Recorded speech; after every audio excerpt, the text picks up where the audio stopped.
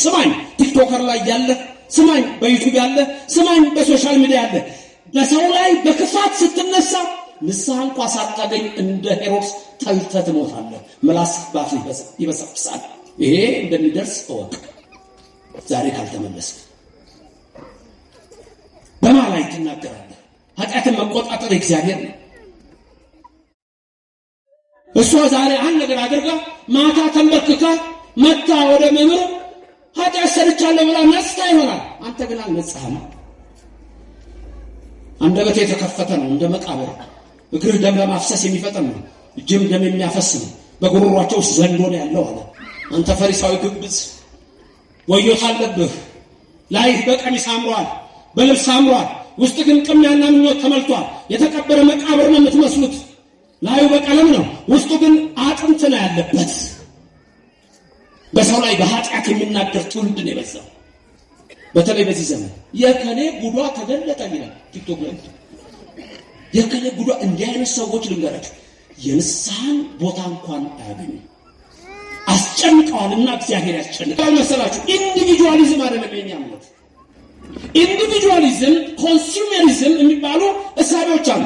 ኢንዲቪጁዋሊዝም ግለኝነት ነው። ለምሳሌ መካነ ኢየሱስ ቢያገኝህ፣ ሙሉ ወንጌል ቢያገኝህ፣ ሬማ ቢያገኝህ፣ ሌላውን ቢያገኝህ አንድ ነገር ነው የሚለው ኢየሱስን እንደ ግል አዳኝ አድርገህ ተቀበል አይደል? እንደምን አድርገህ ተቀበል? እንደ ግል። እቺ የመጣችው ከአውሮፓ ነው። ኢንዲቪጁዋሊዝም ነው። በቀራንዮ አደባባይ የወሰዱት እናቱ ድንግል ማርያም አለቀሰች። የራሱ ደቀ መዛሙርት ተበተኑ። ሰውየውን አናውቀውም አሉ። 2 ዓሣ 5 እንጀራ አበርክቶ ያበላቸውን ኢየሱስ አናውቀውም አሉ እነ ጴጥሮስ። ካዱት። ሁሉም እንደዛ አሉ፣ አናውቀውም አሉ። ሌሊቱን ሙሉ ደበደቡት። 6666 ጊዜ ገረፉት። ሰውነቱ በደም ተነካ፣ አጥንቱ ተቆጠረ። ልበ አምላክ ዳዊት የተናገረው ትንቢት ተፈጸመ። አጥንቶቼ ተቆጠሩ፣ ውሾች ከበቡኝ፣ ለቅሜ እንኳን ሐሞትና ከርቤ ሰጡኝ አለ። ዓርብ 6 ሰዓት ላይ ሰቀሉት። በሁለት ወንበዴዎች መካከል ሰቀሉት።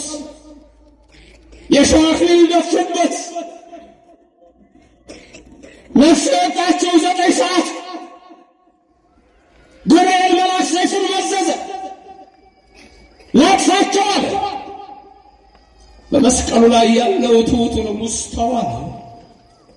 ያንተ ትዕግስት አያልቅም ብሎ ሰይፉን ወረወረው። ሚካኤል ዝም አለ። ዑራኤል በብርሃን ጽዋ ደሙን ይቀዳ ጀመር። እመቤታችን ከዮሐንስ ጋር ብቻ ታለቅሳለች። ዝናብን የሚሰጥ ውቅያኖስን የፈጠረ ኃያል አምላክ ተጠማሁ አለ። በስመ አብ ወወልድ ወመንፈስ ቅዱስ አሐዱ አምላክ አሜን። ድምፅ ያላችሁ መስክሩ። በስመ አብ ወወልድ ወመንፈስ ቅዱስ አሐዱ አምላክ አሜን። ክቡር አባታችን ሊቀ ማእምራን ስነ ፀሐይ የሁለቱም አድባራት ዋና አስተዳዳሪ ክቡር መጋቤ ሐዲስ ሶሎሞን፣ በዚህ ያላችሁ ሊቃውንተ ቤተ ክርስቲያን፣ አይንተ እግዚአብሔር፣ አበው መነኮሳት ወካህናት፣ አሃው ዲያቆናት፣ የቤተ ክርስቲያን ጌጦቿ፣ በአያት መድኃኔዓለም ነዋሪዎች፣ ኢየሱስ በደሙ የገዛችሁ የዋጃችሁ አባቶቼ፣ እናቶቼ፣ ወንድሞቼና እህቶቼ፣ እግዚአብሔር አምላክ የሚወዳችሁ ሕፃናት ጭምር ሰላም እግዚአብሔር ከሁላችን ጋር ይሁን። የአብ ጸጋ ይደርባችሁ፣ የወልድ ቸርነት አይለያችሁ፣ የመንፈስ ቅዱስ ኅብረት አንድነት ከሁላችን ጋር ይሁን። አሜን ላላችሁ ይደረግላችሁ፣ አሜን ያላላችሁትም አንደበታችሁን የቆለፈ ዲያብሎስን ያርቅላችሁ። ዛሬ ረድኤተ እግዚአብሔርን አጋዥ በማድረግ የምንማረው ትምህርት የኢትዮጵያ ኦርቶዶክስ ተዋሕዶ ቤተክርስቲያን ከሌላው ዓለም የምትለይበትን የሃይማኖትና ምግባር ሁለቱን የያዘ ይሆናል። ትምህርቱ ትኩረት የሚሰጠው ረአብ በተባለች በአንዲት ሴት ታሪክ ይሆናል። ይህች ሴት ሌላ ስም አላት፣ ራኬብ ትባላለች። የትምህርታችን ርዕስ ግን ቀዩ ፈትል በሚል ይሆናል። ሰው ለሰው አስታዋሽ ነው። ሰው ለሰው አሳሳቢ ነው። በልቡና የሚያሳድር በአእምሮ የሚቀርጽ የቃሉ ባለቤት ሕያው እግዚአብሔር የምትሰሙትን ቃል ሁሉ በልቡናችሁ ጽላት ይጻፍላችሁ። ለእኔም ለምናገረው ማስተዋሉን፣ ጥበቡን፣ ምስጢሩን ጳውሎስ ሐዋርያ እንዳለ የቃሉን ደጅ እንዲከፍትልኝ ሁሉ ጊዜ በጸሎታችሁ አስቡኝ። ይህ ቃል የሚሰማችሁ ሁሉ አሳብ ሕሊናችሁ በሰማያት ይኑር፣ ያላችሁበትን ስፍራም እወቁ። ደስ የሚያሰኙ ጆሮች የወንጌልን ዜና አድምጡ። አንድም እንኳ በዚህ ቅጽር የራሱን ወሬ የሚያወራ ሰው ከቶ አይሰማ። ምድርን ባያት ጊዜ እንድትንቀጠቀጥ ለሚያደርጋት ደሴቶችንም ለሚያቀልጠው ኃያልና ብርቱ አምላክ ለሰራዊት ጌታ ለእግዚአብሔር ልቡናችሁን አስማርኩ። ቀዩ ፈትል።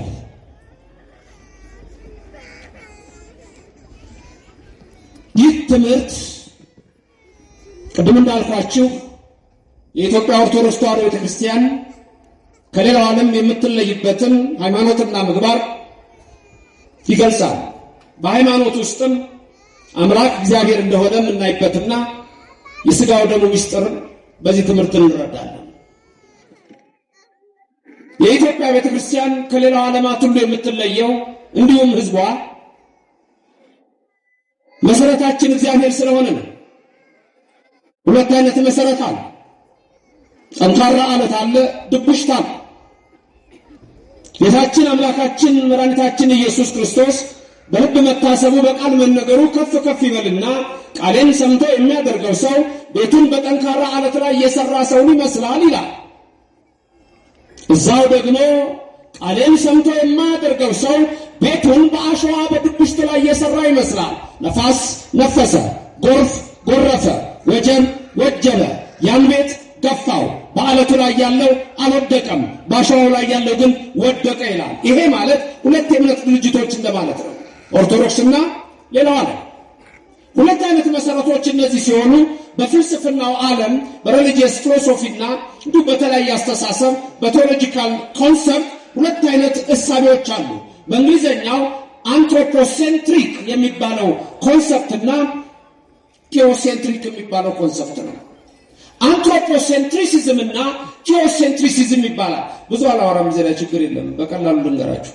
በእግዚአብሔር ላይ የተመሰረተና በሰው ላይ የተመሰረተ አለቅ። ይሄ ማለት ነው አሁን ያወራሁት። በማንና በማ የመጀመሪያው በማ ላይ የተመሰረተ፣ ሁለተኛው ደግሞ በማ ላይ የተመሰረተ በሰው ላይ። የኛ ቤተክርስቲያን የተመሰረተችው በማ ላይ ነው? ራሱ ክርስቶስ ላይ ነው። በዚህ አለት ላይ ቤተክርስቲያን እንሰራለን ሲል ጴጥሮስ አብነት ምሳሌ ነው እንጂ አለቱ ጴጥሮስ አይደለም። የጴጥሮስ የስም ትርጓሜ አለት ነው። ቤተክርስቲያንን በመምህርነት በአብነት ያገለግላል እንጂ ጴጥሮስ ቤተክርስቲያን የተሰራቸው በዚች አለት ላይ የሚላት ሰዎች ማን ይሉኛል ብሎ በፊልጵስዩስ ዘቂሳርያ አንድ ቀን ጌታ ደቀ መዛሙርቱን ጠየቀ። የማቴዎስ ወንጌል ምዕራፍ 16 ከቁጥር 13 ጀምሮ ያለው ቃል ይነግራችኋል። ሰዎች ማን ይሉኛል አላቸው። እነሱም የተለያየ መልስ ሰጡ። ጌታ ሆይ መጥምቁ ዮሐንስ ከሞት ተነስቷል የሚላሉ፣ ጌታ ሆይ ከነቢያት አንዱ መጥቷል ይላሉ፣ ኤርምያስ ነው ይለዋል፣ ሙሴ ነው ይለዋል፣ ኤልያስ ነው ይለዋል፣ ኢያሱ ነው ይላል እያሉ ዘረዘሩ። ከዛ በኋላ እሺ ሰው ይሄን አለ፣ እናንተስ ማን ትሉኛላችሁ ብሎ ደቀ መዛሙርቱን በጠየቀ ሰዓት መልስ የሰጠው ሊቀ ሐዋርያት ቅዱስ ጴጥሮስ ነበረ። እሱም መለሰ፣ አንተ ውእቱ ክርስቶስ ወልደ እግዚአብሔር ሕያው፣ አንተ ሕያው እግዚአብሔር ልጅ እግዚአብሔር ሆንክ አምላክ ወልደ አምላክ ነህ አለው። ጌታም ኢየሱስ ክርስቶስ ጴጥሮስ እንዲህ አለው፣ ጴጥሮስ ይሄን የገለጸልህ ሥጋና ደም አይደለም በሰማይ ያለ አባቴ ነው የገለጸልህ አለው። አውቆታልና ከሰማያ ሰማያት የወረደው ኢየሱስ ክርስቶስ ነው። ከሦስቱ አካላት አንዱ ነው። እሱ ሰማይን የፈጠረው ነው፣ ምድርን የዘረጋው ነው። ስለዚህ ቅዱስ ጴጥሮስ የመለሰው መልስ ትክክል ነበር። አንተ ውእቱ ክርስቶስ፣ አንተ ክርስቶስ ነህ አለው። በዚህች ዓለት የሚለው ክርስቶስ በሚለው ዓለት ላይ ነው። በዚህ ስም ላይ ቤተክርስቲያንን እሠራታለሁ፣ የገሃነም ደጆች አይችሏትም። ለዘላለም እቺ ቤተክርስቲያን መርከብ ልጆቿን ይዛ ወደ ሰማይ መንግስት፣ ወደ መንግስተ ሰማያት የምታገባ ናት። ኦርቶዶክስ ማለት ይሄ ነው። ክርስትና ማለት ይሄ ነው። ተዋህዶ ማለት ይሄ ነው። ወደ እግዚአብሔር መንግስት የምንገባበት የተመሰረተው በእግዚአብሔር ላይ ነው። ክብርም ምስጋናም ለሥላሴ ይሁን። በሰው ላይ የተመሰረተና በእግዚአብሔር ላይ የተመሰረተ ለምሳሌ በቀላሉ እንዴት አመሻችሁ? ማይመስገን በእንግሊዘኛ ልለውጠው ጉድ ኢቭኒንግ መልሱ ምንድን ነው? ጉድ ኢቭኒንግ ላይ እግዚአብሔር ይመስገን ነው። እንግሊዘኛው ላይ እንዴት አደራችሁ? እንዴት ዋላችሁ? እንዴት አመሻችሁ? ጉድ ሞርኒንግ መልሱ ምንድን ነው? ጉድ ሞርኒንግ ጥሩ ጠዋት፣ ጥሩ ጠዋት። በቃ እንደሱ እኮ ነው። ጉድ አፍተርኑን ጥሩ ሰዓት መልሱ ምንድን ነው? ጉድ አፍተርኑን ጥሩ ከሰዓት። ጉድ ኢቭኒንግ መልሱ ምንድን ነው? ጉድ ኢቭኒንግ። አልተመሰረቱማ በእግዚአብሔር ላይ። ባህልህ፣ ስርዓትህ፣ ባህልሽ፣ ስርዓትሽ፣ ማንነትሽ፣ መገለጫሽ የኦርቶዶክስ ተዋህዶ እምነት በመላው ኢትዮጵያ የተመሰረተው በእግዚአብሔር ላይ ነው። ስለዚህ ማይመስገን ክብር ምስጋና ይግባው። ማይመስገን እግዚአብሔር የተመሰገነ ይሁን። በማን ላይ ነው የተመሰረታችሁት? በእግዚአብሔር ላይ ነው የተመሰረታችሁት። ቴዎሴንትሪክ፣ ቴዎስ ማለት ጋድ ማለት ጋድ ሴንተርድ ማለት ነው። ቴዎሴንትሪክ የሚለው ጋድ ሴንተርድ ማለት ነው። አንትሮፖስ ማለት የግሪክ ቃል ነው፣ ማን ማለት ነው። አንትሮፖሴንትሪክ ማለት ማን ሴንተርድ ማለት ነው። በሰው ላይ የተመሰረተ ቀላል ነገር። አንድ ሰው ስጦታ ሲሰጣችሁ መልሳችሁ ምንድን ነው? አታመሰግኑም እንዴ? ሶስት ቀን ሲሰጥ ነጥቃቂ ስራው ተከተሉ። ማይመስገን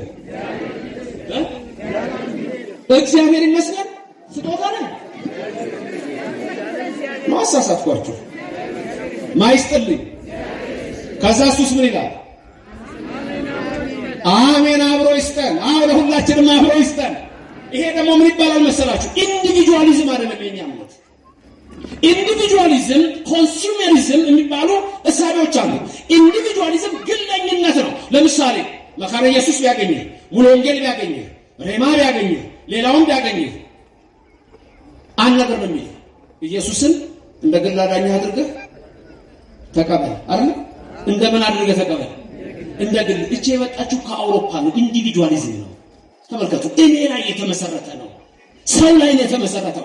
ማን ሴንተርድ ነው። አንትሮፖሴንትሪክ ነው። የኔና የናንተ ግን እግዚአብሔር ይስጥልኝ ማይስጥልኝ እግዚአብሔር ሰጪ እግዚአብሔር ነው። ዝናብ ከሱ ነው፣ ፀሐይ ከሱ ነው፣ በረከት ከሱ ነው፣ አየር ከሱ ነው፣ ሁሉ ነገር ከሱ ነው። የሰው ልጅ አንድም በዚህ ምድር ላይ ያመጣው ነገር የለም። አንድ ብርጭቆ እንኳን ውሃ ያመጣ የለም። ይሄን ማድረግ የሚችል የኔና የናንተ አምላክ እሱ የሰራዊት ጌታ ስሙም እግዚአብሔር ነው። ያቺ ማርያም ተሙሴ እንደተናገረች እግዚአብሔር ስሙ እግዚአብሔር ነው አለች። አዎ እግዚአብሔር ስሙ እግዚአብሔር ነው። ክብር ምስጋና ይግባው። ክብርና ምስጋና ለስሙ ይድረሰው። እግዚአብሔር ይመስገን እንላለን። ይሄ ነው ልዩነታችን። በሰው የተመሰረተና በእግዚአብሔር። ስለዚህ ኦርቶዶክስ በእግዚአብሔር የተመሰረታችሁ ናቸው። ሌሎች እምነቶች በጠቅላላ በሰው የተመሰረቱ ናቸው። እሱ ነው ልዩነቱ። ከንግግርህ ከባህል ጀምረህ ይሄን ነው። ይሄ ነው ሁሉ ነገራችን። ስንሞት እንኳን ስንቀበር እግዚአብሔራዊ ነው። ቀብር ራስ ወደ ነው የሚደረገው። ወደ ምዕራብ ቆይ ዝም በሉ። እርሶ ቆይ ልጆቹ ይናገሩ። እርሶማ እዚህ ጋር መጥተው መስበክ ያለበት ነው። ንገሩኝ እስቲ እናንተ። አሁን ይሄ ልብ አትሉትም? አንዳንድ ነገር ካላስታወስ ነው ሊቀማ ይመራል። ካላስታወስ ነው ሰው አያውቀውም፣ ልብ አይለውም። ልብ አትሉም? እስቲ ቀብር ራስ ወዴት ነው የሚደረገው? ወደ ምዕራብ። አውሮፓ ብትሄድ ወይ ወደ ምዕራብ ነው ወይ ወደ ሰሜን ነው ወይ ወደ ደቡብ ነው። ግን ብጥብጥ ነው የወጣው። ባቢሎን ነው። የሚስቴን ጸባይ መቻጣውት እንዳለው ሰውዬው በዚህ ጋር ነው ሲላት፣ አይ በዚህ ጋር ስላለች፣ እሺ በዚህ ጋር ሲል በዚህ ጋር ግራ ነው የምታጋባ። ቤት ውስጥም ውጭም። አንድ ቀን ወደ ገጠር ሲሄዱ ውሃ ሞልቷል። አይ ይዟት ሄደ ውሃ። ይዟት ሄደ። እንኳን ይዟት ሲሄድ ጠልፏት ሰው ውሃ ወደሚወርድበት ወደ ታች ነው የሚፈልገው። ሰውየው ወደ ላይ ምን ሆነ አላንተ ሰውየው ይዟት እኮ ከሄደ ወደ ታች ነው። አንተ እንደ ወደ የሚስቴን ጸባይ አታውቁም። ግራ ሲሏት ቀኝ ነች፣ ቀኝ ሲሏት ግራ ነች፣ ላይ ሲሏት ታች ነች። ከዛ ጭራሽ ሰማይ ላይ ጎረምሮም ይላል ሳንጎደጉ። ይህ ደግሞ ከምን ጊዜው እዛ ሄደሽ ዕቃ መስበር ጀመርሻል። አንዳንድ ሰው እንደዚህ ነው ባህሪው። ወደ አውሮፓ ብትሄዱ ቀብር ራሱ ወይ ወደ ምዕራብ ነው ወይ ወደ ሰሜን ነው። አሜሪካ ብትሄዱ ወደ ፈለገው እንዲህ የሚባል እኔና እናንተ ግን እግዚአብሔራዊ ነው ባህላችን ሳይቀር ኑሯችን ሳይቀር። ወደ ምዕራብ ለምን መሰላችሁ? ጳውሎስ ሐዋርያ የዛን ጊዜ ክርስቶስ ሲመጣ ፊት ለፊት እናያለን ይላል። ቅዳሴ ላይ ሰምታችኋል። ቅዳሴ ላይ መሃል ላይ ዲያቆኑ ምን ይላል? እንደተነብሩ የሚለው ቃል ተዛራችሁ ወይ? በአማርኛ የተቀመጣችሁ ተነሱ፣ ከዛስ ውስተ ጽባሕ ነጽሩ፣ ወዴት ተመልከቱ ይላችኋል? ወደ ምስራቅ። አሁን ወደ ምስራቅ ተመልከቱ ስለተባለ ሁላችሁም የቆማችሁት እኮ ወደ ምስራቅ ነው፣ ወደ መቅደሱ ነው። ምንድነው ምስጢሩ? የተቀመጣችሁ ተነሱ፣ ከጣዖት አምልኮ፣ ከኃጢአት፣ ከርኩሰት፣ ከአድመኝነት፣ ከሰረኝነት፣ ከአልዋ ርኩሰት ተነስ እኮ ዝም ብሎ መነሳት። ሰው ሁሉ ተቀምጧል እኮ በዛ ሰዓት። ኧረ ለምን ቆሟል እንጂ። ቆይ ዲያቆኑ በትንሹ በተደጋጋሚ ቅዳሴ ለሚባል ቃል የትኛው ይመስላችኋል? በተደጋጋሚ መዘምራ በተደጋጋሚ እንደው የሚባል የትኛው ቃል ይመስላችኋል? ቅዳሴ ላይ ተንሱ ለጸሎት። አሁን በትንሹ 13 ጊዜ ይባላል ተንሱ ለጸሎት፣ በትንሹ 13 ጊዜ። እናንተም እንደዛው ምን ትላላችሁ? እግዚኦ ተሳለነ። ቄሱ ደግሞ እጁን ዘርግቶ ምን ይላችኋል? ሰላም ለኩልክሙ ይላችኋል። እናንተ ደግሞ ምን ትላላችሁ? ምስለ መንፈስከ። በትርጓሜው እንደ ቃል ይደረግልን ትላላችሁ። ሚስጥሩ የአዳምና የነፍሳት ነው። እሱ ውስጥ አሁን አገባ። ተንሱ ለጸሎት። በዛ ሰዓት እንደው ውሃ እንደሚጠጣ ዶሮ እንደ ብቅ ጥልቅላል እንዴ ቁጭ ብድግ ነው ለምን ቅዳሴ ላይ ተንሱ ለጸሎት አይደለም። ሚስጥሩ ግን ምንድነው? ጸሎት ላይ ነው ያለኸው፣ ጸሎት ላይ ነው ያለሽው። ሐሳብህን ሰብስብ። አንዳንድ ሰው ሐሳቡን አይሰብስብ። ቄሱ እየቀደሰ እሱ ሲሉ ተሰጡ ሲቀበል ልቡ የለም። አሁን ይሄ ሁሉ መስተካከል በካህናትም በምንም መስለም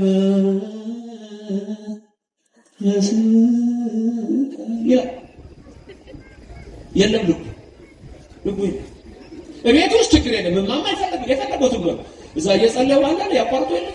ኧረ አንቺ ልጅ ሰዓቱ ከፍ አለ ወዲህ መተው ነው ጸሎ ኧረ ተይ ሊገነፍል ነው።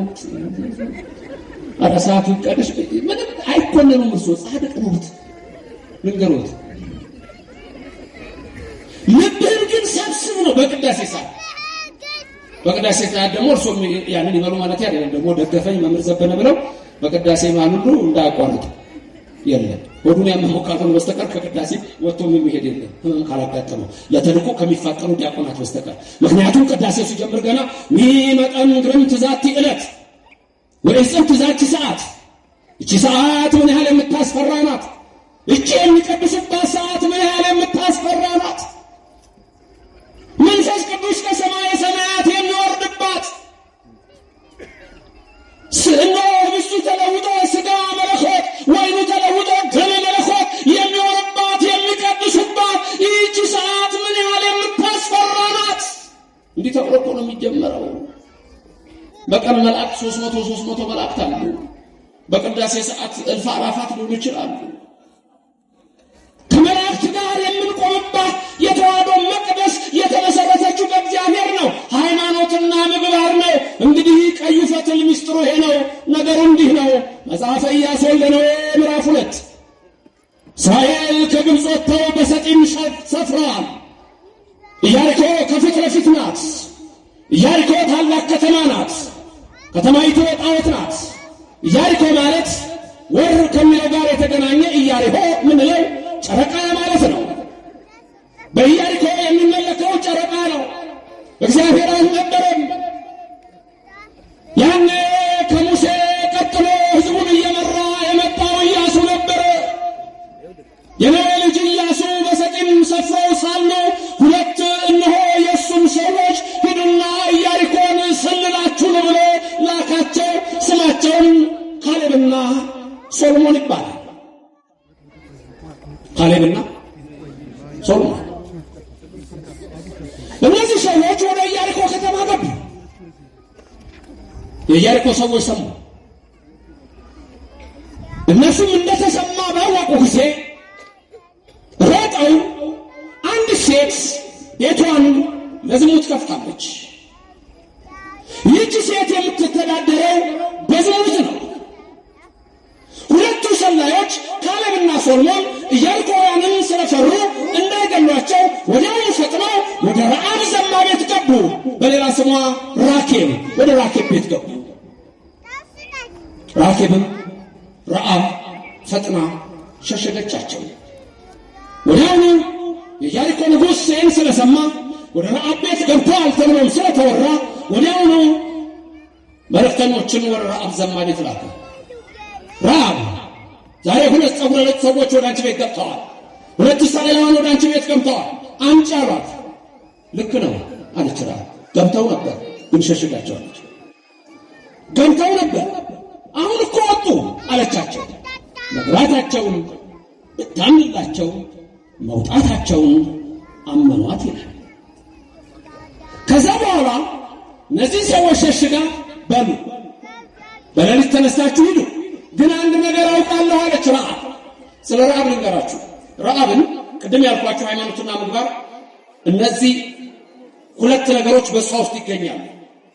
ጳውሎስ ረዓብ በእምነት ዳነች ይለናል። ያዕቆብ ረዓብ በምግባር ዳነች ይለናል። ሃይማኖትና ምግባር ሁለቱ የሚገናኙ ነገሮች እንደሆኑ ጳውሎስ ሐዋርያ በዕብራውያን መልእክቱ ምዕራፍ 11 ቁጥር 31 ላይ ምንድነው የሚለው? ጋለሞታይቱ ረዓብ ሁለቱን ሰላዮች በተቀበለች ጊዜ በእምነት የዳነች አይደለችምን ይልና በእምነት ድናለች ይላል። በምን ድናለች? በእምነት ድናለች። ይህን የሚለው ራማን ጳውሎስ ነው። በረከቱ ይደርባችሁ። ያዕቆብ ደግሞ ምን ይላል? የቅዱሱ ሐዋርያ የተባረከው በረከተ ሐዋርያ በእናንተ ላይ አድሮ ይሉ። ያዕቆብ ደግሞ በምዕራፍ 2 ቁጥር 25 ላይ ምን ይላል? ጳውሎስ በእምነት ዳነች ሲል ያዕቆብ ደግሞ እንዲህ ይላል። እንደዚሁም ጋለሞታይቱ ረዓብ ደግሞ መልእክተኞቹን ተቀብላ በሌላ መንገድ በሰደደቻቸው ጊዜ በሥራ የጸደቀች አይደለችምን? በምን የጸደቀች? ቅድም ጳውሎስ በምን አለ? በእምነት። ያዕቆብ ደግሞ በምን የዳነች ነች አለ? በሥራ። ሁለቱ ሲደመር ምን ተብሎ ይጠራል? ሃይማኖትና ምግባር። ይሄ ትልቁ ከፕሮቴስታንት ጋር ያለ ልዩነት ነው። በፕሮቴስታንት እምነት ሥራ አያድንም፣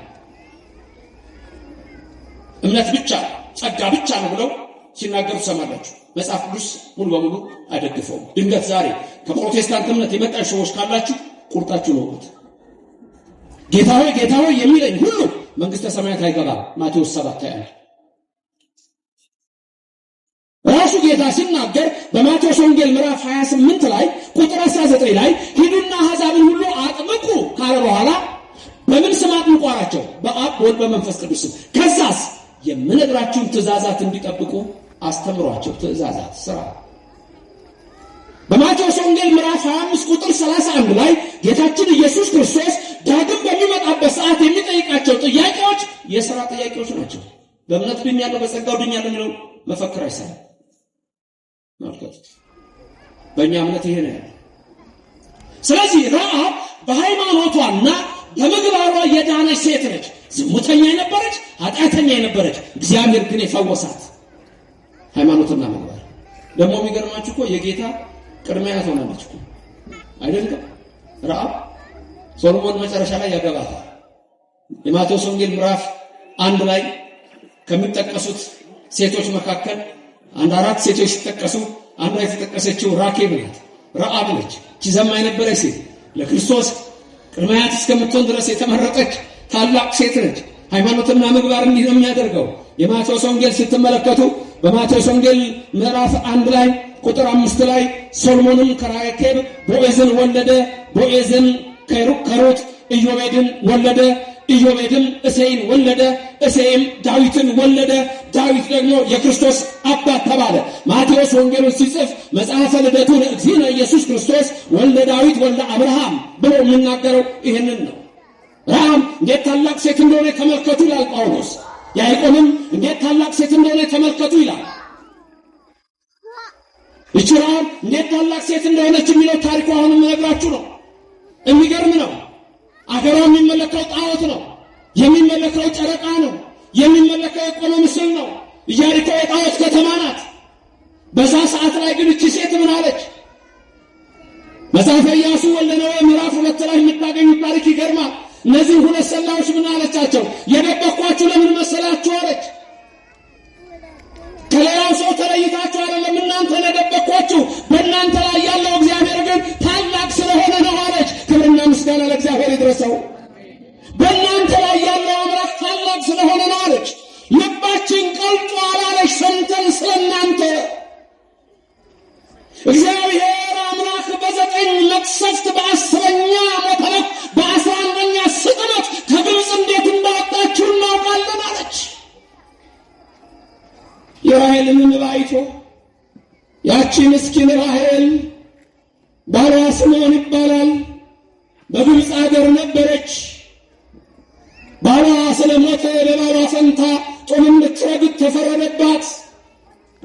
ራሔል መንታ ልጆች በማኅፀኗ ጸንሳ ነበረ። የመውለጃዋ ወራት ደርሶ ጭቃ እንድትረግጥ ተደረገች። የቆዳ ጅራፍ ያዘውን የፈርዖን ወታደር እባክህ አለችው። እነሆ ውጋት ይሰማኛል፣ በማኅፀኔ መንታ ልጆች አሉ፣ እባክህ ፍቀድልኝና ወጥቼ ልጆቼን ልገላገላቸው አለች። እስራኤል በግብፅ በመከራ ውስጥ ወድቀዋል። እግዚአብሔር ከእኛ ጋር ከሆነ ከመከራ ያወጣናል። እኛ ከእግዚአብሔር ከራቅን ግን መከራ ይገርፈናል እንጂ እግዚአብሔር የማይሰራበት ሰዓት የለም፣ የማያደምጥበት የለም። ኃጢአት በደላችን ሲበዛ ግን እግዚአብሔር ምን ይላል? ጆሮን ይዛለሁ ይላል እግዚአብሔር። እግዚአብሔር ጆሮን ያዘንብልልን። ራሔል እባክህ ብላ ስትለምነው ያ የግብፅ ወታደር ግን እንዲህ አላት፣ ሰማሽ? ብትወልጃቸው እንኳን በዛው ትወልጃቸዋለሽ፣ ከጭቃው ጋር ትረግጫቸዋለሽ። የባሪያ ደም ጡሙን ያጠብቀዋል እንጂ አያላላውም አላት። አለቀሰች፣ ደነገጠች። ወዲያው ያች ራሔል መንታ ልጆቿ ውልቅ ብለው በጭቃ ውስጥ ወደቁ። በዛ ሰዓት የፈርዖን ወታደር በምጥ ሰዓት፣ በመከራ ሰዓት፣ በጭንቀት ሰዓት በቆዳ ጅራፍ ይገርፋት ነበረ። የራሔል ልጆች ወዲያውኑ ድምፅ አሰምተው ጸጥ አሉ። ራሔል እንባዋን ወደ ሰማይ ረጨች። ያለውን በሰማይ አምላከ እስራኤል አዶናይ አለች። ያለውን እግዚአብሔር በዚህ ሰማይ አዶናይ እግዚአብሔር፣ ሁሉን ቻይ ነኝ የሚል እግዚአብሔር እውነት አለ በሰማይ። መከራ ሲበዛ ያሰኛል፣ ስቃይ ሲበዛ አለ ወይ እንላለን። ያኔ ብቸኝነት ሲሰማ እንዲህ እንላለን፣ ባዶ ስንሆን እንዲህ እንላለን፣ ኑሮ ሲከብደን እንዲህ እንላለን። ራሔል እንባዋን ወደ ሰማይ ረጭታ ያለውን በዚህ ሰማይ አምላከ እስራኤል አዶናይ በእውኑ የኔን የልጆቼን ደም የሚያይ ነፍሳቸውን የሚያይ የኔን ስቃይ የሚያይ የሌሎችንም መከራ የሚያይ አለ እግዚአብሔር በዚህ ሰማይ አለች። የዛን ጊዜ ይላል ነቢዩ ድምፅ በራማ ተሰማ። ራሔል ስለ ልጆቿ አለቀሰች፣ መጽናናትን አላገኘችም፣ የሉምና አለ። በዛ ሰዓት ግን እግዚአብሔር አለው አለ። ሰማይ ኩጋሮሙ ለሕዝቤ፣ የሕዝቤን መከራ ሰማሁ፣ ወረድሁ፣ አድናቸዋለሁ፣ አወጣቸዋለሁ አለ። የፈርዖን ሰራዊት በ9 መቅሰፍት በ10ኛ ዓመት ወቅት በ11ኛ ስጥመት በቀይ ባህር ዘግቶ እስራኤልን አሻገረ። ክብር ምስጋና ለስሙ ይድረሰው። አይችልም? አያደርግም? አይችልም? እኔና እናንተ አምላክ ከመከራ ማውጣት አይችልም ወይ? አይችልም ወይ? ክብርና ምስጋና ለስሙ ይድረሰው። እናመሰግነዋለን። ይሄንን ሰማሁ አለች ረዓብ ዘማ ራኬብ በኢያሪኮ። የእናንተ አምላክ እኮ አምላክ ነው አለች፣ የሚሰማ ነው አለች። የእኛ አምላክ አይሰማም እኮ አለች፣ ጣዖት ነው አለች። በጣዖት ከተማ ውስጥ የምትድን አንድ ሴት ያውን ዘማ የተባለች አንዳንዴ የኛ ነገር ኃጢአተኛ እንደርስ በደለኛ የራሴና ላይ ግመል ትውጣለህ ትንኝን ታጠራለህ ይላል። አንተ ፈሪሳዊ ግብዝ ወዮታ አለብህ። ላይ በቀሚስ አምሯል፣ በልብስ አምሯል፣ ውስጥ ግን ቅሚያና ምኞት ተመልቷል። የተቀበረ መቃብር ነው የምትመስሉት። ላዩ በቀለም ነው፣ ውስጡ ግን አጥንት ነው ያለበት። በሰው ላይ በኃጢአት የሚናገር ትውልድ ነው የበዛው። በተለይ በዚህ ዘመን የከሌ ጉዷ ተገለጠ ይላል ቲክቶክ ላይ። የከሌ ጉዷ እንዲህ አይነት ሰዎች ልንገራችሁ የንስሐን ቦታ እንኳን አያገኙ። አስጨንቀዋልና እግዚአብሔር ያስጨንቃቸዋል። ሰውን አንስተዋልና ስለ ኃጢአት የሚከታተል እግዚአብሔር ብቻ ነው፣ ሰው አይደለም። ስለዚህ እነዚህ ሰዎች እንደ ኤሳው ንስሐ እንኳን መግባት ፈልጉ። ስማኝ ቲክቶከር ላይ ያለ ስማኝ፣ በዩቲዩብ ያለ ስማኝ፣ በሶሻል ሚዲያ ያለ በሰው ላይ በክፋት ስትነሳ ንስሐ እንኳን ሳታገኝ እንደ ሄሮድስ ተልተህ ትሞታለህ። ምላስ ባፍህ ይበሰብሳል። ይሄ እንደሚደርስ እወቅ። ዛሬ ካልተመለስክ በማን ላይ ትናገራለህ? ኃጢአትን መቆጣጠር እግዚአብሔር ነው። እሷ ዛሬ አንድ ነገር አድርጋ ማታ ተንበርክካ መታ ወደ መምህሩ ኃጢአት ሰርቻለሁ ብላ ነጽታ ይሆናል። አንተ ግን አልነጻህም። አንደበቴ የተከፈተ ነው እንደ መቃብር፣ እግር ደም ለማፍሰስ የሚፈጠን ነው፣ እጅም ደም የሚያፈስ ነው። በጉሮሯቸው ውስጥ ዘንዶ ነው ያለው አለ። እግዚአብሔር ከዛ ይሰውራችሁ። በኢያሪኮ አንዲት ሴት ተገኘች፣ ራኬብ ዘማ የተባለች ሰማዋለች። እግዚአብሔር ለእናንተ ያደረገውን ሰማው። በከናናውያን ላይ፣ በፌሪዛውያን ላይ፣ በጌርጌሳውያን ላይ፣ በኢያቡሳውያን ላይ ያደረጋችሁት፣ በአሞራውያን ላይ ያደረጋችሁት ያደረገውን እግዚአብሔር ሰማው። በእናንተ ላይ እግዚአብሔር ያደረገውን ሰማው። የእናንተ አምላክ እኮ አለች፣ በሰማይም አምላክ ነው በምድርም አምላክ ነው አለች። ክብር ምስጋና ለዘላለም ለስሙ ይድረሰው። በሰማይም አምላክ ነው በምድርም አምላክ ነው አለች። የኔና የእናንተ አምላክ በሰማይ ምንድን ነው? በምድርስ ምንድን ነው? በባህር ውስጥ ምንድን ነው? በሁሉ ስፍራ ምንድን ነው? ወደ ሰማይ ወጣ የታላቁ ንስር ክንፍ ቢሰጠኝ አለ ልበ አምላክ ዳዊት። በረከቱ ይደርባችሁ። የታላቁ ንስር ክንፍ ተሰጠኝ ወደ ሰማይ በወጣ እስከ ናጌብና እስከ አድማስ ጫፋቸው ድረስ ቢሄድ ወደ ጥልቁም መውረድ እችል ብወርድ እግዚአብሔር ሆይ አንተ በዚያ ነህ አለ። አንተ ቤት ነህ? የት ነው ያለው እግዚአብሔር? ከዛ ቀጥሎ ምን አለ? ቀኝህ ይደግፈኛል። ምን ይደግፈኛል? ቀኝ ይደግፋችሁ። ምን ይደግፈኛል? ምን ይደግፈኛል? ቀኝ ይደግፈኛል። ይህ ያነሳኛል። የወደቀ ነው የሚነሳ። አትንገዳገዱም። አንዳንድ ኃጢአት በተለይ አንገዳግዳሉ። ስትንገዳገዱ ማይደግፋል ቀኝህ። እግዚአብሔር ይደግፋችሁ። ብትወድቅ በማ ትነሳለህ? በእግዚአብሔር። ከወደቃችሁበት ያንሳችሁ። አይችልም? አያደርግም? ረዓብ ዘማ ይህንን አወቀች፣ አመነች። እግዚአብሔር ያደረገውን አውቃለሁ። ሞዓብ ተንቀጠቀጠ፣ አሞን ደነገጠ። ኢያሪኮውያን ነገሥታቱ ሳይቀር ሰሙ። ልባቸው ቀለጠ፣ ልባችን ቀለጠ። የእናንተ አምላክ በሰማይ አምላክ በምድር አምላክ ለምን እንደሸሸጓችሁ ታውቃላችሁ። ነገ እግዚአብሔር ይህን ምድር ይሰጣችኋል። ያኔ ባካችሁ አድኑኝ ምልክትም ስጡኝ አለች። ተናገሩ። አድኑኝ ምልክትም ስጡኝ። ንገሩኝ።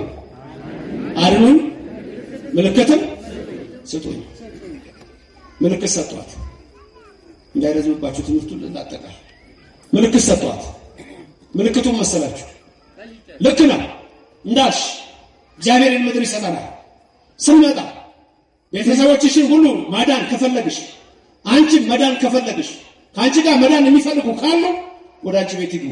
በመስኮት ላይ ደግሞ ቀይ ሐር ፈትል አንጠልጥይ አሏት። ያ መስኮት እነሱን ያወረደችበት ነው በገመድ። በመስኮቱ አውርዳቸው በሩ ሳያችሁ ሂዱ ብላ እነሱ በመስኮት እታች ወርደው እሷ ከላይ ሆና በሩ ምልክት ስጡኝ አድነኝ አለች። ረዓብ ስንመጣ እንድናድንሽ በዚህ መስኮት ቀዩን ሐር ፈትል አንጠልጥይ አሏት። እሺ ያለች። ሰልሞንና ካሌብ ወደ ሰጢም ተመለሱ። ለኢያሱም ነገሩት። ምዕራፍ 2 በዚህ ያበቃል። ምዕራፍ 3 ሌላ ታሪክ ነው። ምዕራፍ 5 ሌላ ታሪክ ነው። ምዕራፍ 6 ላይ ነው እንደገና የሚጀምረው። መጽሐፈ ኢያሱ ምዕራፍ 6 የመጀመሪያው ምዕራፍ እየሰማችሁ ነው እንዴ? ቋንቋ ልቀይር እንዴ? እንዴት ነው ነገር ነው? እየተግባባን ነው እየተግባባን ነው። ወደ ትምህርቱ እየገባችሁ ነው ነው እንደው ዝም ብዬ ነው እየገባችሁ ነው? በደንብ እየገባችሁ? ወሽ ደግሞ ነው ጎበዝ አስተማሪ ነው። ይገባችሁ አይደል? በቃ ቀጥላለሁ ደግሞ አስተምራለሁ። አሜን። ምዕራፍ 6 ሲጀምር ኢያሪኮ ብሎ ነው የሚጀምረው። ከእስራኤል ልጆች የተነሳ ፈጽማ ተዘግታ ነበር። የሚገባም የለም የሚወጣም የለም። ምክንያቱም ሁለቱ ሰላዮች ኢያሪኮን ሰልለው ሄደዋል። ስለዚህ መቼ ነው የሚመጡት አያውቁም። እግዚአብሔር ደግሞ ለኢያሱ ምን አለው መሰላችሁ? ኢያሱ ኢያሪኮን የምትማርከው በጦር አይደለም ማለት፣ በጉልበት አይደለም ማለት፣ በኃይል አይደለም ማለት፣ በታቦቱ ነው አለው። ክብርና ምስጋና ለእግዚአብሔር ይድረሰው። በምን ነው የምትማርከው አለው? በታቦቱ ነው አለው። እግዚአብሔር የተመሰገነ ይሁን። አያችሁ የኦርቶዶክስ እምነት ከሌላው የምትለይበት አንዱ ምን ታቦቱ ነው። በታቦቱ ደግሞ እንዴት እንደምታደርግ ስርዓቱን እነግርሃለሁ። ሂድ ወደ ኢያሪኮ 6 ቀን አንዳንድ ዙር ታቦቱን ይዘህ ካህናቱ ታቦቱን ያውቃሉ። አንድ ዙር ይዞ በሁለተኛው ቀን አንድ ዙር 3 4 5 6 አንዳንድ ዙር በሰባተኛው ግን 7 ጊዜ ትዞራላችሁ። መለከቱ ይነፋል፣ ነጋሪቱ ይጎሰማል። ያኔ እኔ እግዚአብሔር በታቦቱ ላይ ለዘላለም የማድረው እግዚአብሔር ኢያሪኮን በእጃችሁ እሰጣለሁ። በሩን ጥርቅም አድርገው ዘግተው፣ ድሮ ጦርነት ከተማ በግንብ ይታጠራል፣ ማንም አይደፍረውም ማለት ነው።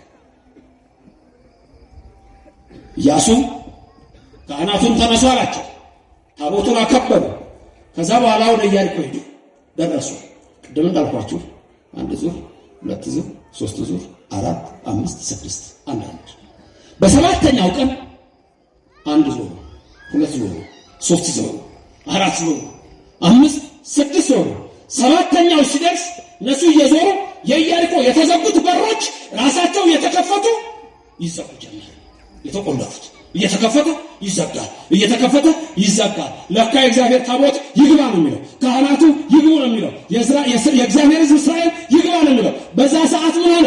ሰባተኛውን ሲዞሩ የኢያሪኮ ግንብ እንደ ሻማ ቀልጦ ወደቀ ይላል። የእግዚአብሔር ሕዝብ ገባ። ኢያሪኮ በኢያሱ እጅና በእስራኤል ልጅ ወደቀች። ከዛ በፊት ግን አንድ ትእዛዝ ተሰጥቷል። ኢያሱ ምን የሰጠው ትእዛዝ አለ? ወደ ኢያሪኮ ከተማ ስትገቡ አንዲት ቤት አለች። እዛች ቤት ላይ ቀይ ፈትል አለ። ወደዛ ቤት ማንም እንዳይገባ፣ ከገባችሁ እነዛን ሰዎች ልታድኑ ነው እንጂ በእነሱ ዘንድ ምንም ነገር እንዳታደርጉ አለ። ኢያሪኮ ግን እነዛ ፈርሶ ሁሉም ለሞት ሲዳረጉ አንዲት ሴት ብቻ ቀይ ፈትል ያንጠለጠለች ረዓብ የተባለች ራኬብ ዘማ እሷ ብቻ እዱን ፈትል ስላንጠለጠለች ከቤተሰቦቿ ጋር ብቻዋን ዳነች። ክብርና ምስጋና ለእግዚአብሔር ይድረስ። ስሙ የተመሰገነ ነው። አሁን ሚስጥር ልንገራችሁ። ኢያሪኮ የዚህ ዓለም ምሳሌ ናት። ኢያሪኮ የምን ምሳሌ ናት?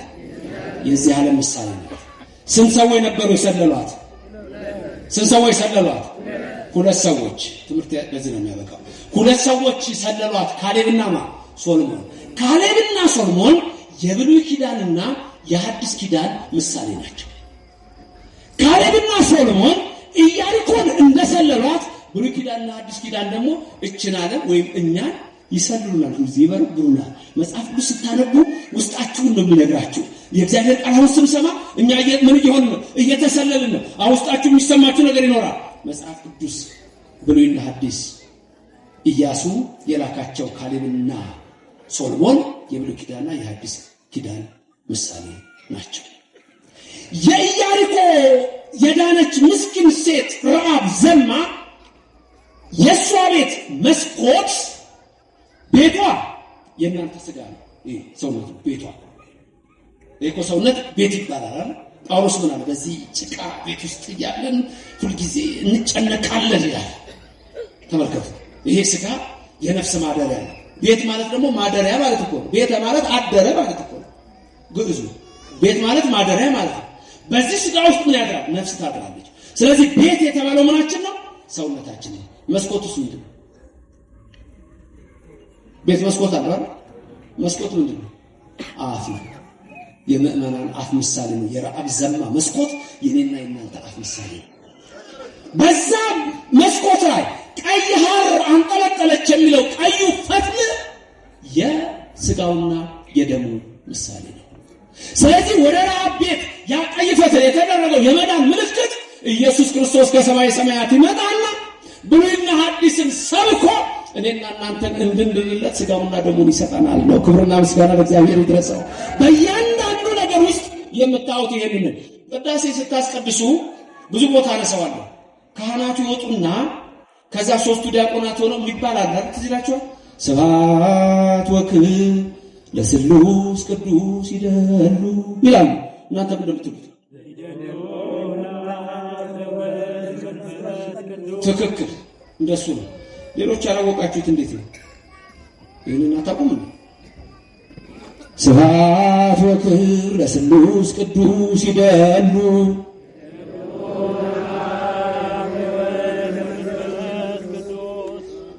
ሰው ካለ የሚባለው አሁን ይተባለ። ከዛ በአራት ማዕዘን ይባላል። ከዛ ገባሬ ሰናዩ ቀሚስ እንላለን እኛ። ቀሚስ ዲያቆን በቀሚስ የቀደሰው ገባሬ ሰናዩ መስቀሉን ለተጨማሪው ዲያቆን ይሰጠዋል። እሱ መጥቶ ፊቱን ወደ ምዕራብ አዙሮ የጳውሎስ ንባብ ይጀምራል። ገባሬ ሰናዩ ቄሱ ደግሞ ዋናው ቄስ እሱ ደግሞ ይባርክና ሁሉንም ከውስጥ ባርኮ ይወጣል። ሥጋው ደግሞ የሚቀበሉትን ከውጭ ደግሞ ብዙ ስለሆኑ በዚሁ ይባርካቸዋል። ከዛ ምን ያደርጋል? ዲያቆኑ መስቀል ይዞ፣ ካህኑ ጽና ይዞ፣ ሌላው ደግሞ ጥላ ይዞ እንዲህ ይዞራቸዋል አይደል? ዑደት ይዞራል። ሲዞር የሚናገረው ነገር አለ። እዛ ጋር የሚናገረው ነገር አለ።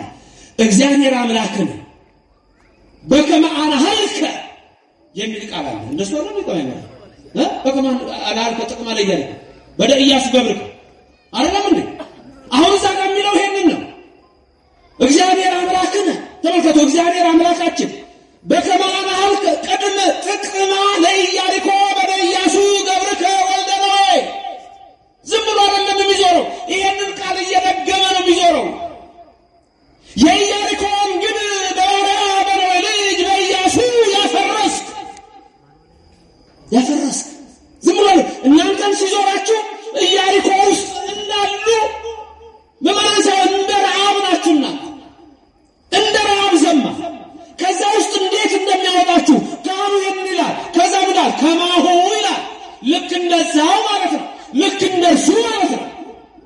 ከማሁ አርል ጥቅመ ኃጢአትየ ወኃጢአተ ኩሉ ሕዝብከ በእደ ዚአየ አነ ገብርከ። እንደዚህ ያለ መጋቢ አዲስ ይሄ ነው የሚባለው። አዎ ይሄ ነው። ዝም ብሎ አይዞርም። ዝም ብሎ በኢያሱ እጅ የኢያሪኮን ግን በነዌ ልጅ በኢያሱ እንዳፈረስ አሁን ደግሞ ይላል ቄሱ በእኔ በኃጢአተኛው እጅ የኔንም ኃጢአት እዚህ የተሰበሰቡትን ሁሉ የሁሉንም ኃጢአት አፍርስላቸው ሲል በእናንተ ዘንድ ያለ በሐልዮ በነቢብ በገቢር የተሰራ ኃጢአት ሁሉ እንደ ኢያሪኮ ግን እንደ ሻማ ቀልጦ እያንዳንዳችን የ40 ቀንና የ80 ቀን ሕፃን ነው የምንሆነው። ቅዳሴው መሃል ክብርና ምስጋና ለእግዚአብሔር ይድረሰው፣ ስሙ የተመሰገነ ይሁን። ይሄ ነው የእናንተ ይሁን። በየዕለቱ ነው ምንድነው? አዎ ኃጢአት በየዕለቱ እንሰራለን። ታዲያ ልብስ በቆሸሸ ቁጥር ይታጠባል። ሌላ ምን አለ? ሰው እኮ የሚፈረድበት ኃጢአት ሰራ ተብሎ አይደል? ንስሐ አልገባህም ተብሎ ነው። አያችሁ፣ በእያንዳንዱ ነገር ላይ ስታዩት የኢትዮጵያ ቤተክርስቲያን ነው የምትለው። ቀይ ፈትል ሥጋውና ደሙ የማይቀበል ሰው እንዴት ነው የሚድነው? በኦሪት ዘጸአት ምዕራፍ 12 ላይ የፋሲካውን በግ አስታውሱ። እግዚአብሔር ለሙሴ ነገረው፣ ሙሴ ለሕዝቡ ነገረ። የፋሲካውን በግ ረዱ፣ በሮቻችሁን ቀቡ፣ ጎበኑን ቀቡት አለ። መልአከ ሞት በኩለ ሌሊት ይመጣል ተባለ። ደሙ የሌለበት ቤት የሞት መልአክ ይገባል። ደሙ በሌለበት የሞት መልአክ ይገባል። ደሙ በሌለበት ቀይ ፈትል በሌለበት በኢያሪኮ የጣዖት ከተማ በዛ ቤት ውስጥ ሞት ይገባል። ቀይ ፈትል ባለበት በረዓብ ቤት ሞት አይገባም። በኦርቶዶክሳውያን ዘንድ ሞት አይገባም። በተዋሕዶ ልጆች ዘንድ ሞት አይገባም። በ40 ቀን በ80 ቀን ያለው በውስጣቸው ያለው ሥጋና ደም ያ ቀይ ፈትል የኢየሱስ ደም እያንዳንዳቸውን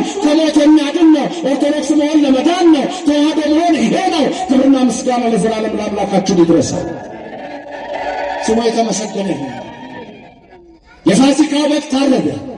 እኩለሌሊት ላይ መልአከ ሞት መጣ። ደሙ ያለበት ቤት አይገባም። በበሩ ላይ ተቀምጧል፣ ደሙ አይገባም። በጎመሩ ላይ ደሙ ተቀምጦ አይገባም። ደም በሌለበት ቤት ይገባል። በግብፃውያን ቤት፣ በእያንዳንዱ ቤት ሁሉም በሞት ተወሰደ።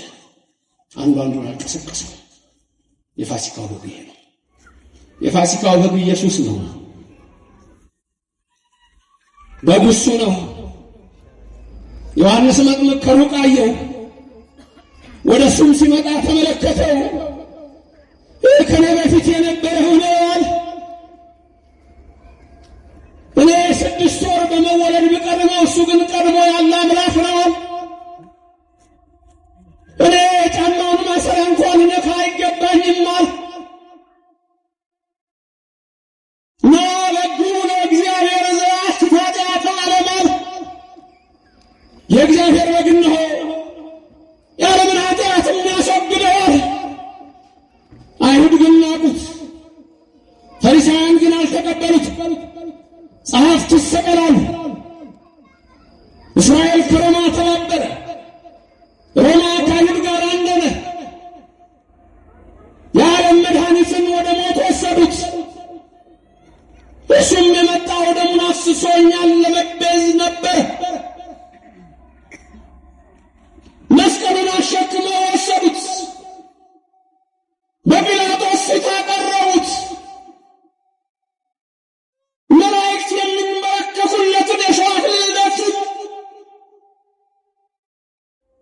መላእክትን በክብር የሚያቀናጀውን እሱን ናቁት። ሁሉን የሚያየውን ሁሉን የሚመለከተውን ዓይኑን ሸፍነው መጡት። ክርስቶስ ሆይ ማነው የመጣህ ብለው ቀለዱበት። ከትውልዱ ይህንን ማነው ያስተዋለው አለ ኢሳይያስ። ባየነው ጊዜ ደም ግባት የለውም፣ እንደተቀሰፈ ቆጠርነው። በእግዚአብሔር እንደተመታ በሱ መገረፍ ግን በሱ ቁስል ግን እኛ ተፈወስን አለ። መስቀሉን አሸክመው ወደ ቀራንዮ ተራራ ወሰዱት። ወንበዴ እርባንን አስፈቱ። ዕውር ያበራውን፣ ለምጻም ያነሳውን፣ ጎባጣ ያቀናውን፣ ሽባ የተረተረውን፣ የዕለት ሬሳ 2 ኢያኢሮስን፣ የ4 ቀን ሬሳ አልዓዛርን ከመቃብር ያወጣውን ጎተቱት። እሱም በፍቅር ተከተላቸው። ወዮ ምን አይነት ትሕትና ነው አለ ዮሐንስ አፈወርቅ አለቀሰ። ምን አይነት ትሕትና ነው! በግ እያለው ቀንድ እያለው የማይዋጋ በግ አለ። አባ ሕርያቆስም ነገረን። ፍቅር ሰሐበሎ ኃያል መንበሮ አብጽሖ እስከ ለሞት አለ። ፍቅር እነሆ የአምላክን ልጅ ከሰማይ ሳበው እስከ ሞትም አደረሰው አለ። ልብሱን ገፈፉት፣ ቀይ ግምጃ ለበሱት፣ እንደ ወንበዴ የቆጠሩት፣ ወደ ቀራንዮ አደባባይ ወሰዱት። እናቱ ድንግል ማርያም አለቀሰች። የራሱ ደቀ መዛሙርት ተበተኑ። ሰውየውን አናውቀውም አሉ። 2 ዓሣ 5 እንጀራ አበርክቶ የበላቸውን ኢየሱስ አናውቀውም አሉ እነ ጴጥሮስ። ካዱት። ሁሉም እንደዛ አሉ፣ አናውቀውም አሉ። ሌሊቱን ሙሉ ደበደቡት። 6666 ጊዜ ገረፉት። ሰውነቱ በደም ተነካ፣ አጥንቱ ተቆጠረ። ልበ አምላክ ዳዊት የተናገረው ትንቢት ተፈጸመ። አጥንቶቼ ተቆጠሩ፣ ውሾች ከበቡኝ፣ ለቅሜ እንኳን ሐሞትና ከርቤ ሰጡኝ አለ።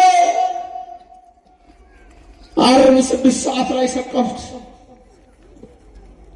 በሁለት ወንበዴዎች መካከል ሰቀሉት። የሸዋ አክሊል ደፉበት።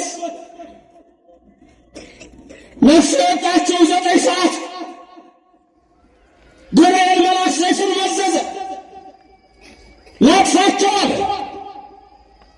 መስቀሉ ላይ ያለው ትሑቱ ንጉሥ ተዋለው። ያንተ ትዕግስት አያልቅም ብሎ ሰይፉን ወረወረው። ሚካኤል ዝም አለ። ኡራኤል በብርሃን ጽዋ ደሙን ይቀዳ ጀመር። እመቤታችን ከዮሐንስ ጋር ብቻ ታለቅሳለች። ዝናብን የሚሰጥ ውቅያኖስን የፈጠረ ኃያል አምላክ ተጠማሁ አለ። ሐሞትና ከርቤ ሰጡት። እንትፍ አለው። አልጠጣሁም። የብርሃን ልብሱን ገፈፉት። ያኔ የአምላክ እርቃን አይታይም አለች። ፀሐይ ጨለመች፣ ጨረቃ ደም መሰለች፣ ከዋክብትም ረገፉ። 9 ሰዓት ላይ ነፍሴን ተቀበል ብሎ ነፍሱን ሰጠ። በዋዜማው ማታ በሐሙስ ምሴት ማታ ህብስቱን አንስቶ ባርኮ እንኩ ብሎ ይሄ ለእናንተ የሚፈተተው ሥጋዬ ነው አላቸው። ጽዋውን አንስቶም ባረከ። ሁላችሁ ከዚህ ጠጡ፣ ለአዲስ ኪዳን የሚፈሰው ደሜ ይሄ ነው አላቸው። በቀራንዮ አደባባይ የሰጠን እሱን ነበር። ሥጋዬን የበላ ደሜን የጠጣ የዘላለም ሕይወት አለው። ቀዩ ፈት ኢያሪኮ ስትቀልጥ በሞት ስትወሰድ ዘማ የተባለችው ኃጢአተኛ የተባለችው ረዓብ ዘማ በቀዩ ፈትል ዳነች። ዛሬ እኔና እናንተ ኃጢአተኞች የተባልን በደለኞች የሆንን እሱ ራሱ ሲናገር እኔ የመጣሁት እነሆ ለጤነኞች አይደለም ለበሽተኞች ነው የመጣሁትና ልፈውስ ላድን ነው ብሎ እንኩ ሥጋዬን ብሉ ደሜን ጠጡ አለ። በዚህም የዘላለም ሕይወት ታገኛላችሁ አለ። በቀራንዮ አደባባይ ሰጠ። እሱን ስንቀበል ሥጋውን ደሙን ስንቀበል ያኔ ነው የእኔና የእናንተ ድኅነት። ቀዩ ፈትል ምስጢሩ ይሄ ነው። ክብርና ምስጋና ለዘላለም ለስሙ ይድረሰው። አዎ እግዚአብሔር አምላካችን እኔና እናንተን ለማዳን ያደረገው ይሄ ነው። የኦርቶዶክስ ቤተክርስቲያን እቺ ናት። ሥጋው አማናዊ ነው፣ ደሙም አማናዊ ነው። በሌሎች ዘንድ ግን እንደዛ አይደለም። ግማሹ መታሰቢያ ይላል፣ ግማሹ የራት ይላል፣ ግማሹ የጌታ የራት ይላል። የት ያውቁታል? የሚገርማችሁ ሥጋው ደግሞ እህት አብያተ ክርስቲያናት የሚባሉት በግልጽ ሁሉ ምንም አይሸፈንም። በካቶሊኩ ብትሄዱ አይሸፈንም። በፕሮቴስታንቱ ዓለም ተውት ጭራሽ ቀልድ። በእኛ ግን ሥጋው ደግሞ ሲወጣ እንዴት ነው? ተሸፍኖ አይደል? ድርገት ወረዱ የሚባል ከውስጥ አምን እያለ ካህኑ ጸሎቱን ያደርግልን። ከዛ እናንተ ሥጋው ደግሞ ሊመጣ ሲል እችን ነገር በደንብ ተማሩ። ጸሎት አለ ሥጋው ደግሞ የሚቀበል ሁሉ የሚላት እያንዳንዱ የሚላት በውስጥ ስለማይባል በንባብ እሷን ከካህናት ቀርባቸው ከዲያቆናት ሥጋው ደግሞ የምትቀበሉ ሰዎች ሁሉ አጭር ነች፣ ተማሯ። ጌታዬ አምላኬ መድኃኒቴ ኢየሱስ ክርስቶስ ወይ ከቤቴ ጠፈር መታይ ትገባ ዘንድ የሚገባኝ አይደለም፣ እኔ አሳዝኛለሁና በጎ ሥራ ምንም የለኝምና እያለ የሚጸልይ ጸሎት አለ። እሷን ጸሎት ተማሩ። ሥጋው ደግሞ የምትቀበሉ ካህኑ ዲያቆናቱ በውስጥ ይደግማታል። ከዛ ሥጋው ደግሞ ሲወጣ ዕጣነ ሞገር አለ። ዕጣነ ሞገር የሚባለው ሁልጊዜ ስለ ኢየሱስ ስቅለት ብቻ ነው። በቤተክርስቲያን ስለ ኢየሱስ ስቅለት ስላደረገው ማዳን ብቻ ነው። ከዛ ዲያቆኑ ጸልዩ በእንተ ያለ ወንተ ሁሉ ሙክፍ እሱን ካለ በኋላ ለክርስቶስ ዘምሩለት ይላል። መጨረሻ ላይ ሰብሑ ወዘምሩ ይልና ሥጋው ደግሞ ይወጣል። እናንተ ምን ትሆናላችሁ? ዘመን ይቀጥላችሁ ነው የምታውቁት። ምን ታደርጋላችሁ? ለካ አስቀዳሽ አይደላችሁ። የምታስቀድሱ መስሎኝ እኮ የምጠይቅ አስቀዳሽ መስላችሁ እኮ እንደዛ መስሎኝ እኮ። እሺ የምታስቀድሱት ነገር ምን ታደርጋላችሁ? በዛ ሰዓት ሰግዳላችሁ? እሺ አሜን አባቴ ይደምስስልን ኃጢአታችን። ሥጋው ደግሞ ተሸፍኖ ይወጣል። ካህናት ዲያቆናት በአንድ ላይ ይመጣሉ። የዚያን ጊዜ ምዕመናን ሁሉም ይሰግዳሉ። ሥጋው ደግሞ ተሸፍኖ አይታይም። ለምን? በኢትዮጵያ ኦርቶዶክስ ተዋሕዶ ቤተክርስቲያን ብቻ ለምን ይሄ ሆነ? በቃ የኢትዮጵያ ኦርቶዶክስ ተዋሕዶ ቤተክርስቲያን ትክክለኛ ስለሆነች ምንም ሌላ መልስ የለም። ከፈለክ ነገር አለው ደግሞ እንዴት እንደሆነ እናንተ የጌታ ልብስ ከገፈፉት መካከል አይደላችሁም። ደስ ይበላችሁ። ክብር ምስጋና ለእግዚአብሔር ይድረስ። እናንተ ክርስቶስ ይሰቀል ካሉት አይደላችሁም። ክብር ምስጋና ይሁን እግዚአብሔር። እናንተ ሰውየውን አናውቀውም ያላችሁ አይደላችሁም። የምታውቁት ናችሁና ከዋክብት ናችሁ እናንተ ከዋክብት ናችሁ እናንተ። ስለዚህ ፀሐይ ጨለመች፣ ጨረቃ ደም መሰለ፣ ከዋክብት ረገፉ፣ የአምላክ ቀን አይታይም ብለው ብያቸዋለሁ። ለአእምሮ ለቦ የሌላቸው ፀሐይ፣ ጨረቃ፣ ከዋክብት የአምላክ ቀን አይታይም ሲሉ አእምሮ ለቦ ያለው የሰው ልጅ ግን ወኮነ ከመ እንስሳ እያእመረ አላወቀም። ነገሩ እንዲህ ነው። በዚህ ልጨርስ ትምህርት። ክርስቶስ ልብሱን ሲገፉት ፀሐይ ምን ሆነች? ጨረቃ ደም መሰለ፣ ከዋክብት ረገፉ። ፀሐይ ካህናት ናቸው ቀሳውስት፣ ጨረቃ ዲያቆናት ናቸው። እናንተ ምን ልትሆኑ? ከዋክብት። ፀሐይ ምን ሆነች? ጨለመች። ጨረቃ ምን ሆነች? ደም መሰለ። ከዋክብት ማለት ረገፉ ማለት ሰገዱ ማለት ነው። እናንተ ድፍት የምትሉት የከዋክብት ምሳሌ ናችሁ። የምትሰግዱት ለኢየሱስ ነው። የምትሰግዱት ለአምላክ ነው። የተዋህዶ እምነት የተመሰረተ ኢየሱስን በማምለክ ላይ ነው። ክብርና ምስጋና ለእግዚአብሔር ይድረሰው። ኦርቶዶክስ ምን ናት? ይሄ ወይ ከዛ በፊት ሌላም ቦታ አስተምሬዋለሁ። ሥጋው ደግሞ ሊቃረብ ሲል እግዚኦታ አለ። ስንት ጊዜ ነው እግዚኦታ? ሌላም ቦታ ተናግሬዋለሁ። ይስሙ። በሌላም ቦታ ስንት ጊዜ ነው እግዚኦታ የሚባለው? መጀመሪያ ካህኑ ስንት ይላል? 3 ጊዜ። ስንት ጊዜ ነው የሚነሱ? አንድ ጊዜ